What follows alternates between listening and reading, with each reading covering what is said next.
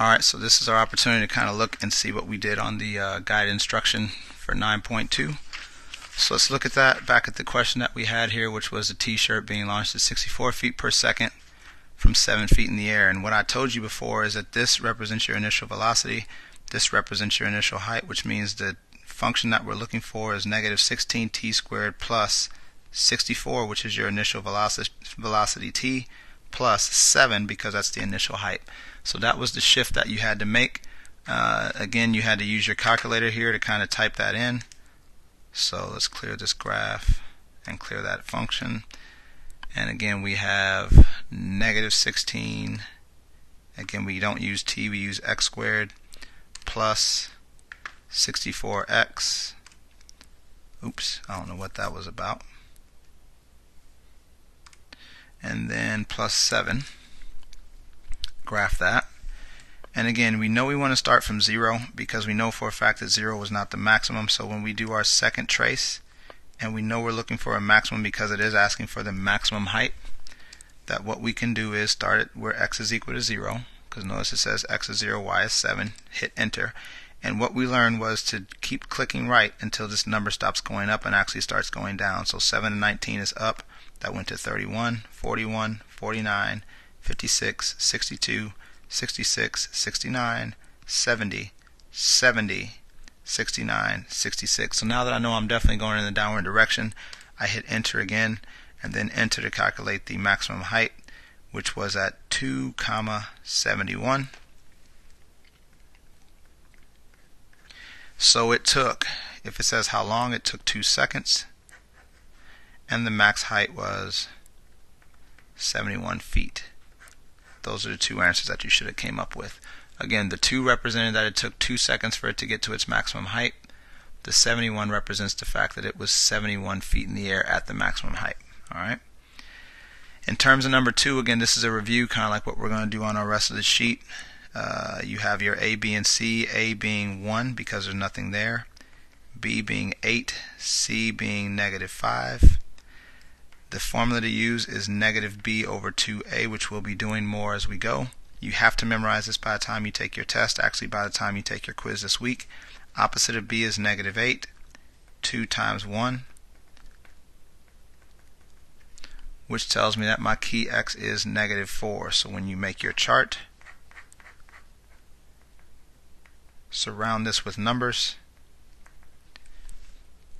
and from there plug those numbers in. So going here, making sure you can see it, what is that, negative 6 squared plus 8 times negative 6 minus 5 gives me negative 17. Now if I'm right, I should have a negative 17 down here for those of you who remember. Still this information, turn these into negative 5s, and you get negative 20. Turn those negative 5s into negative 4s. You get negative 21. And again, if I did it right, I should get negative 20 on here. So I'm doing the negative 3 here. And I get negative 20, which is right, which means this is obviously going to be negative 17. Again, that could be used to graph the function. I'm not going to make you graph them all because not everything fits in the window, but as long as you can make a 5-point chart, you should be okay in terms of doing this work. Okay? So other than that, let's go back to this thing. Let's get 2 graphs and then some common sense questions answered, and let's go from there. It wants you to graph the function negative 3x squared. Again, in order to graph this, I have to identify a, b, and c. A in this case is negative 3, b is 12, c is negative 10. Again, the formula is x equals negative b over 2a. Negative b is negative 12, 2 times negative 3, which turns into negative 6, which means that my key x is 2.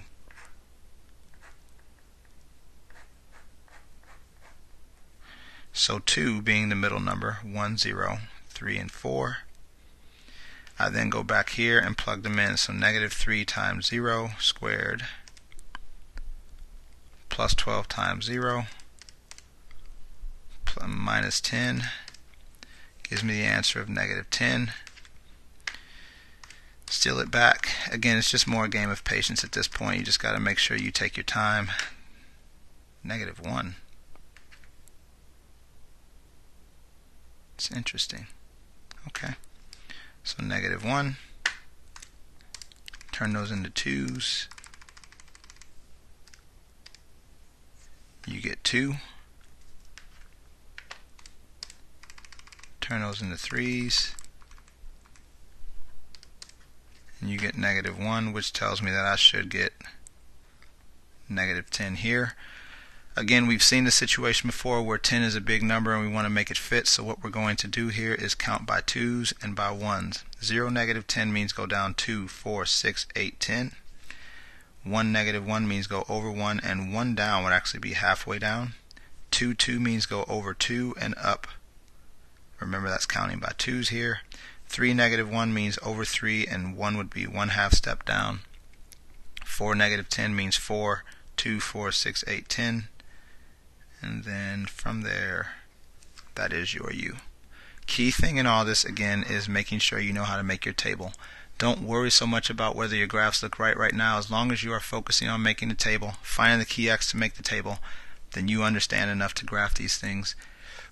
And again, if you're having any issues, pause your computer, bring it over, ask me about what's going on. That's what this is all about.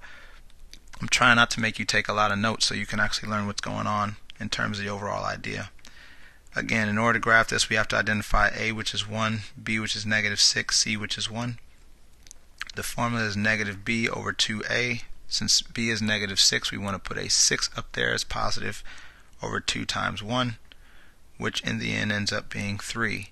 So my key X in this case is 3. So round that was 2, 1, 4, and 5. And then you do the same work we've been doing the whole time, which is, it goes back to 1. So 1 squared minus 6 times 1 plus 1, which gives me negative 4, which should end up down there if I did it right. Take that 1, turn them into 2's, we get negative 7. Turn those into 3's, we get negative 8.